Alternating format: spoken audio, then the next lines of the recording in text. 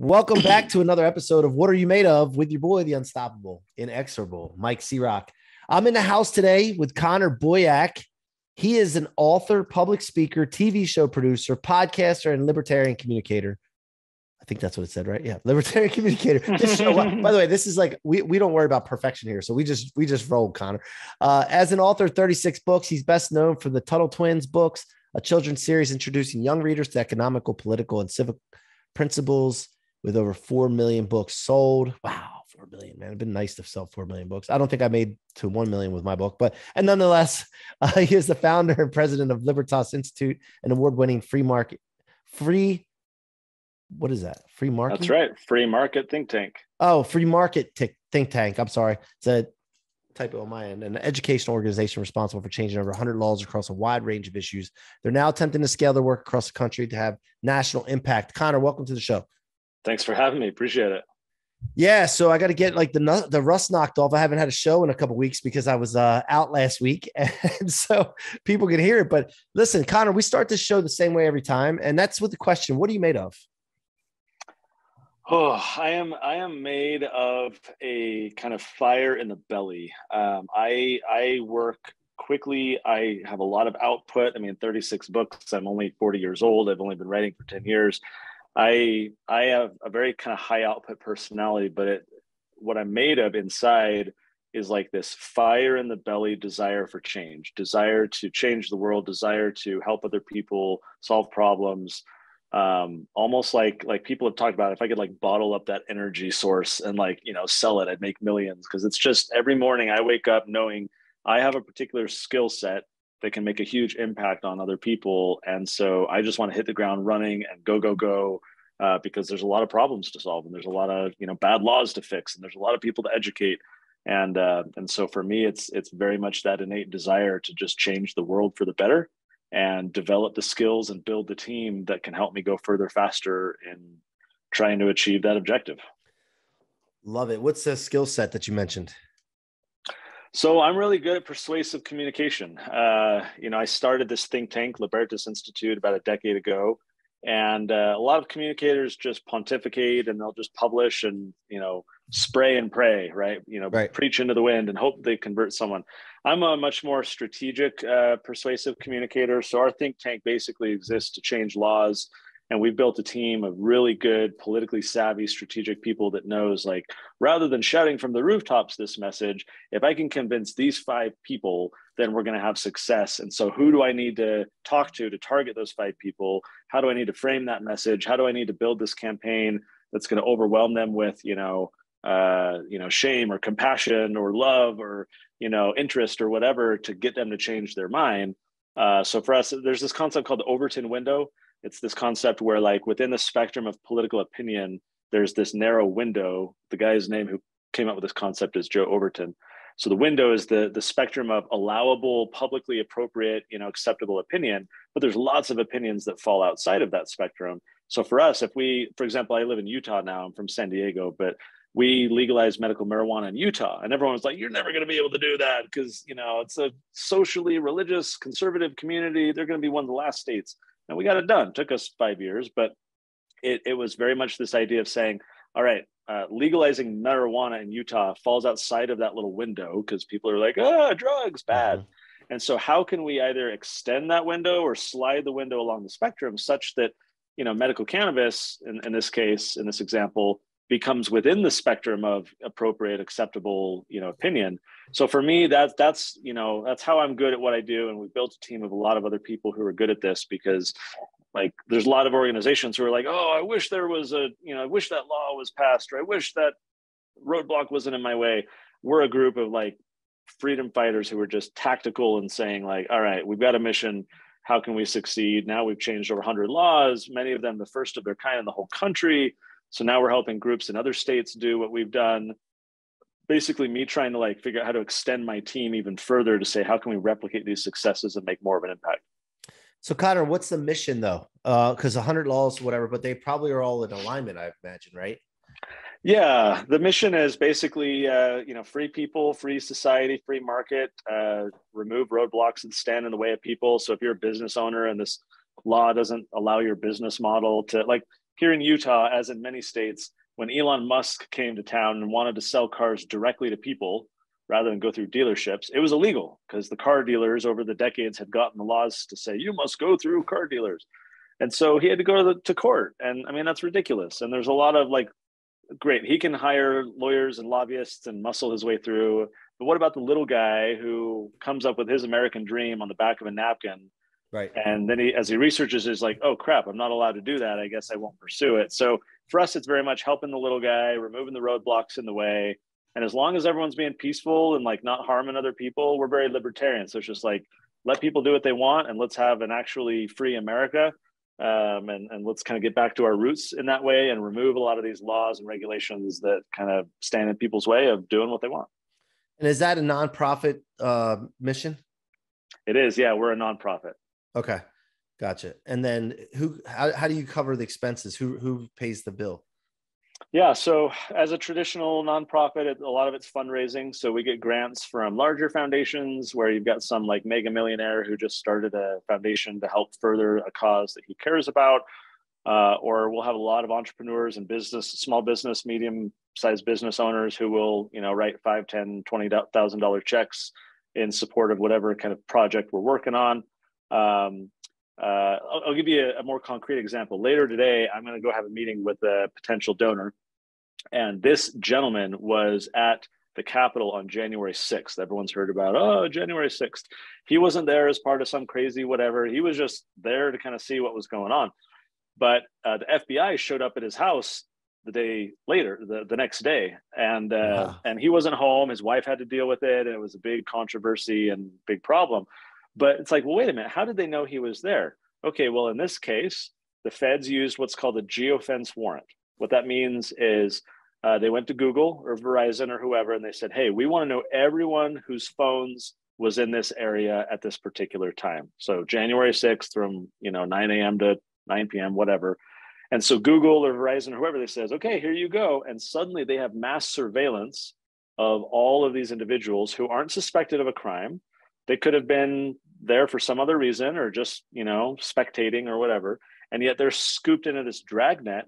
And it goes against the Fourth Amendment, which says that you have to have probable cause and particularity and all these things. So we are now working on a legal proposal to ban geofence warrants. So, because we think they're not constitutional and all the government should not have the power to snoop on people like that. So I'm going to go talk with this potential donor who was there January 6th, who was targeted as a result of, this geofence warrant and say, hey, look, we have a solution. We want to make sure this doesn't happen again to other people. And he's a business owner, very successful business owner. So we're going to say, hey, will you donate X amount of dollars to help us go work on this policy and get this law passed? And then we'll help other states do it. So that's kind of how we do what we do is we'll find business owners or people who are connected to the issues we're trying to solve and then help them kind of be the part of the change Gotcha. they wish to see. So a lot of that is just getting investors, not donations, but kind of that investment from people who are kind of connected to the work that we're doing. Gotcha. And then you have lobbyists, or would you call the who you work for your lobbyists? They lobby in for change, right? Some of the people on our team who do that aspect of the work, including myself, we are technically lobbyists. I call myself a lobbyist for liberty.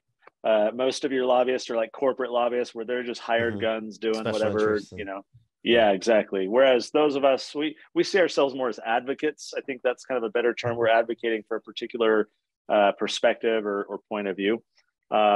What's really interesting about my world is that most of the lobbyists are actually government lobbyists. So cities have lobbyists, counties have lobbyists, water districts, police departments, sheriffs, the attorney general's office, the bureaucracy, all the different departments, they all hire lobbyists. So your taxpayer dollars are going to pay for lobbying, where these lobbyists go and ask the legislature for even more taxpayer dollars.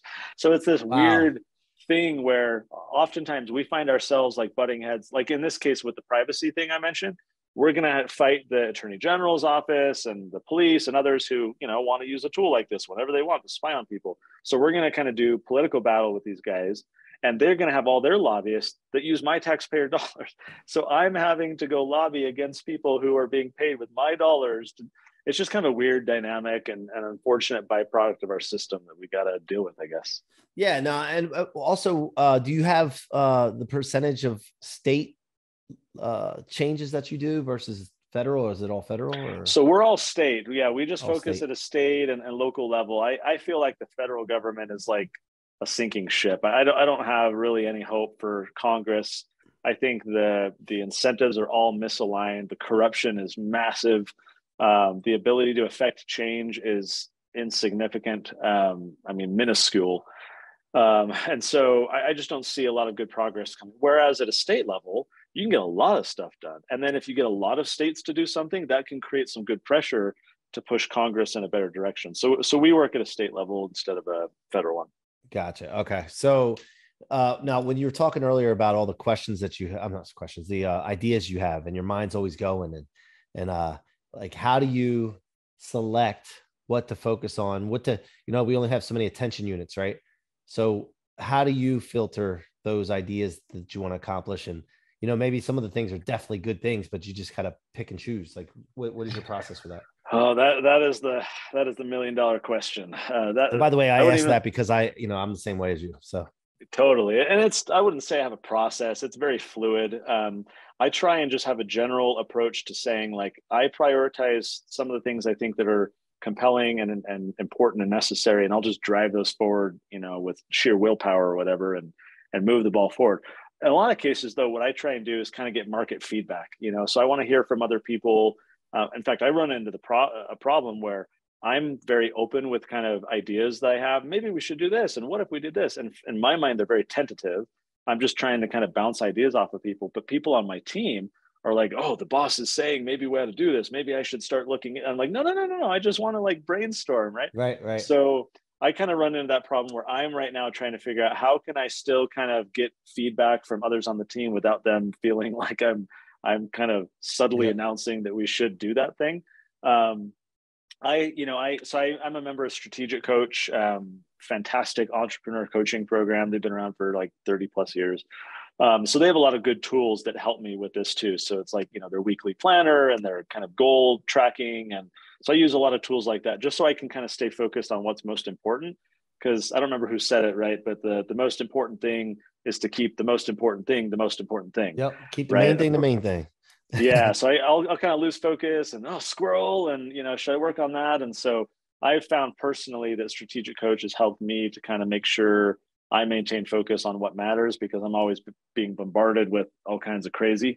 And so their tools have actually been pretty helpful for me. I've been doing that for about a year, and it's going really well so far. Awesome. I wrote that down. I have a tech platform called Blueprinted, and I'm gonna probably want to talk to those folks, whoever runs that.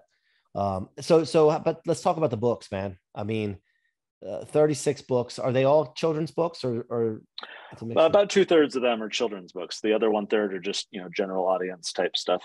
And so take me back to where you started thinking about being an author and what that process was like. So 2005 and 2006 is when blogging really kind of spiked at the first, and Blogspot and WordPress and these services came out. So I started blogging back then, and I developed kind of a readership. I was blogging about like current events and political philosophy and economics and just stuff I was learning and paying attention to. But a lot of people started reading it. I was like, oh, okay, like I guess I'll keep doing this, and I'll write more, and maybe I'll try not to write as horrible, because I never did well in English in school. So but that motivated me, right? Like, crap, people are reading this. I better like do better rather than just being so lackadaisical. So all the blogging kind of led me to say, maybe I ought to do a book that's something a little bit more concrete. I thought at first, maybe I'll do a compilation of different blog posts. I thought, that's kind of a, not cop out, but like, that's just kind of like a, wannabe book. So my book actually, excuse me. So I'm a member of the Church of Jesus Christ of Latter-day Saints, or Mormons, which may not be a shock since I said I live in Utah. And at the time in 2012, Mitt Romney was running for president. Everyone's like, oh, Mormon president, whatever. And so I decided to write a book why basically I think Mitt Romney is totally wrong and horrible. And it wasn't so much on the nose like that, but it was a religious book to say, hey, here's what Mormons believe, and here's why I think actually we should be libertarian, like that our religion, our faith supports a very kind of live and let live, laissez-faire libertarian approach. So that was my first book, because that was my world at the time, was really focused on some of these ideas. I got a lot of press out of it. Of course, you know, the whole chatter about a Mormon as president. Here comes this other Mormon saying that Mitt Romney's all wrong. And so that really opened up a lot of opportunities. My second book was kind of a sequel to that one of sorts. But then I realized, well, wait a minute, I don't want to pigeon myself down this kind of rabbit hole of this niche audience.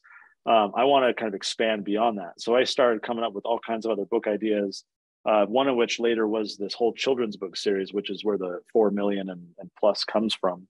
And just teaching people about what I care about, you know, what freedom looks like and why it matters. I've written a book on education for parents. I've written a book about how, you know, dictators throughout history have gone after the kids, like why they always focus on propagandizing kids and what we can do to stop it. I've written a whole book for young adults called Skip College, talking about why college is a bad idea. I wrote a book for teens called How to Not Suck at Life, and it's kind of a self-help for teens of sorts. So I again, the fire in the belly, like I've got like 50 other ideas and stuff that I want to write books about. And I've just found it to be a really effective medium to build my brand, to serve other people, to make an impact. I think everyone should write a book, even if you get a ghostwriter, even if you know, however you do it. I think books are such an effective way to kind of build your brand and your influence.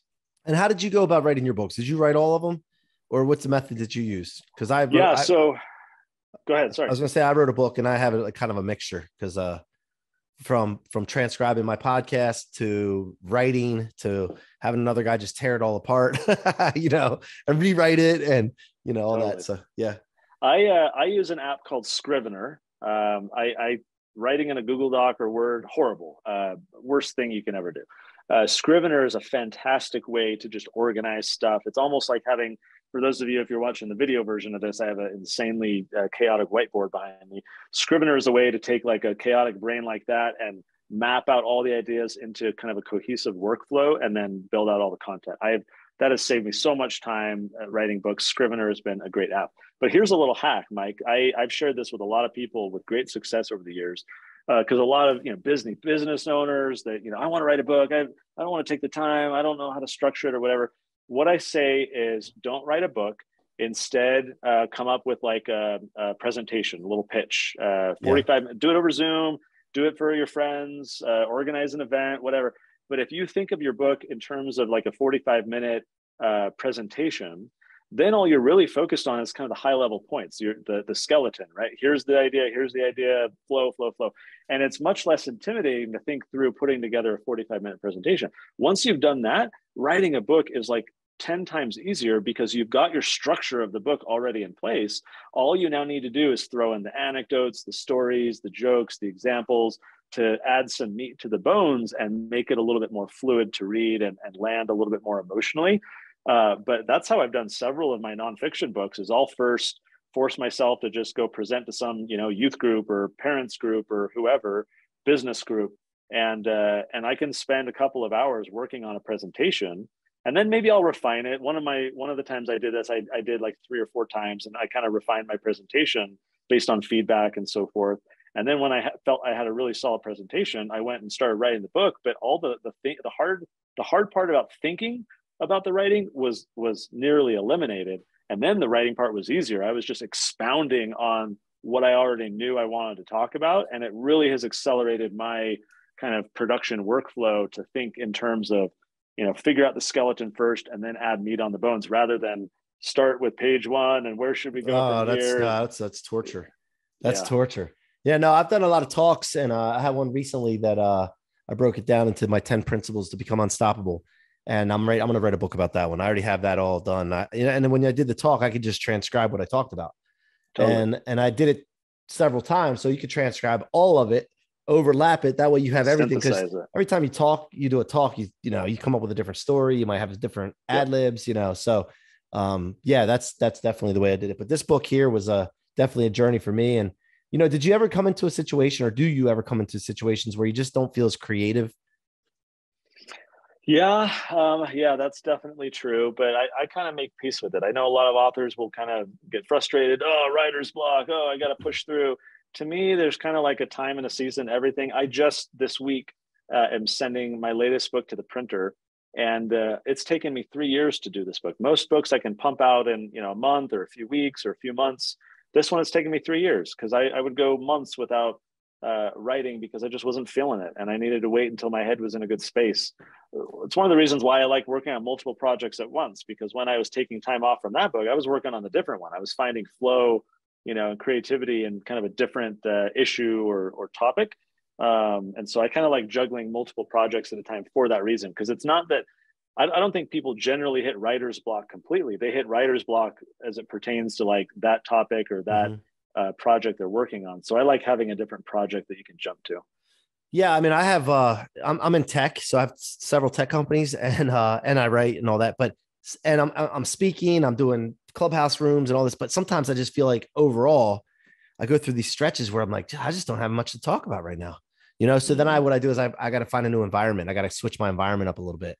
I got to fly to LA. I got to fly to Miami. I got to do something to get something breaking loose. Do magic mushrooms. Yeah, no, I don't do that, but not anymore. Maybe in college, but but yeah, no. So then the kids' books. Tell me about the Tuttle Twins. So the idea here is I'm running this think tank, and I'm got kids, and I'm like, oh, how do I talk to my kids about what dad does all day? So I went on Amazon, and I'm like, books that talk about free markets or property rights or whatever, and there was nothing. So a buddy of mine had kids about the same age, a little older. And so we start talking about this, and he's like, yeah, we should do something. And so we teamed up. He's the illustrator, and we did a book, and it's kind of a labor of love. Hey, throw it out there. But a lot of people started buying it. And to us, that was kind of a market validation that like there were other parents who wanted this too. There was no grand plan of like, millions of books, or now we've got like curriculum. We have a kids cartoon series that has grown from this. This content empire is growing under our Tuttle Twins brand. And but there was no vision for that at the time. We just did our first Tuttle Twins book and thought like, that's what we'll do. But then people were like, hey, when's your next book coming out? So now, I mean, we're translated into like a dozen languages, and we have our own podcast and a game and curriculum, the cartoon, like all kinds of stuff. And so we're just pumping out a ton of content, because the problem is a lot of parents, especially with more entrepreneurial kind of capitalist type of individuals, are very frustrated with the school system because they're pumping out these like victim oriented social justice warriors who think that money is bad and work is bad. There's a whole movement now called anti-work. Like you can find this subreddit where everyone's like basically saying work is evil and they shouldn't have to work, and bosses are horrible, and just in general, like it. So that's what our school system and our society is creating. It totally is deterioration. So the question for parents is, what do we do about it? And for a long time, parents were like, I don't know, right? We'll just suck it up and send our kids to school or try to homeschool or whatever. The Tuttle Twins books for these families is kind of a big crutch to say, like, your kids may be hearing garbage on TikTok or from their teacher or whatever, but at home, make sure your kids are reading the Tuttle Twins, because they're going to understand like what money is, what a business plan looks like, why free markets are so important, what entrepreneurship is, how to actually learn, like all these kinds of ideas that are really going to create a well-rounded child. Now, how did you sell 4 million books though? I mean, I know, was it just caught viral, or did you have a great marketing plan? No, we, so to me, books are vehicles for marketing, not for revenue. Yeah. I think a lot of authors struggle because they write a book, they sell a few copies, and then it fades. They have no sustainable marketing plan. Whether they self-publish or go through a published publisher, there's no real marketing budget. So what we do in the very kind of brief version is we did not list on Amazon. I think that's the death knell for authors. You think, oh, it's great, it's the world's marketplace, you get out there, but then they make you, if you're selling them books directly, most people just do like create space and print directly. But let's say you're printing your own books and selling to Amazon, they're making you pay, they're knocking off 55% of the retail price. Then you've got your cost of goods and all your other costs that go in it, and you've got no margin in there to play with. We said, no, we're not doing that. We're directing everyone to TuttleTwins.com. We're going to sell it at retail price. We're even going to upsell them on, the audiobook, a workbook, additional value that we can create, so that if our cost of goods is $1 or $2 for the book, and we're maximizing our revenue to get, let's say on average, $15 a sale with all the upsells, now I've got a profit margin to reinvest into marketing. So we did that for several years. We're now on Amazon, but they are like 1% of our volume. We sell about 4,000 books a day. And so, Wow. but it's grown over the past 8 years, because it's like the snowball going down the hill. At first it was tiny and slow, but we reinvested all the money into marketing it. And I mean, this year we'll probably spend like 5 million in ads, and it's not 5 million coming from investors or anything else. It's just, that's the sales revenue reinvested back into marketing to grow the books even more. There's downstream opportunities that the books create with, speaking engagements, or clients or donors in our case, or all kinds of other things. That, I think, is the real purpose behind books, is to just be a vehicle for those other opportunities. But for us, we chose to just reinvest all the revenue and build this massive marketing machine that fuels itself. Unbelievable. Love it. I love the reinvest word. Reinvest. So many people have a business they don't reinvest in. It's phenomenal. And that's how it snowballs, like you just said. So love what you're doing, dude. If there's anything I can do to help you with everything that you're doing, I look forward to building a relationship with you. I got some things I'm going to talk to you about offline anyway, because I'm a master connector. When I hear all these different things going on, I have this big network that can definitely help you. So, but where can people find you? Is the best way to find you? Yeah, TuttleTwins.com is where to find the books and where to find me. And we're all over social media. If you like spicy memes, you'll want to make sure to follow us on Instagram. But where's that? What's it? So it's all Tuttle Twins. Yeah, it's a Tuttle Twins all over social media, or just TuttleTwins.com. All right, cool. Connor Boyack in the house from Tuttle Twins. He is the man. He's on a mission. Go check him out. And thank you all for being here. We appreciate all of your listenership, viewership. If you're watching these, you can go to YouTube and subscribe. And also subscribe on your favorite podcast platform. Give us a rating too, and comment on these, because we want your feedback. We want to continue to bring you great guests just like Connor. And for your kids, go get the Tuttle Twin books. Go check them out. And thank you, Connor, for being here. And thank you. To the rest of you, until next time, be unstoppable.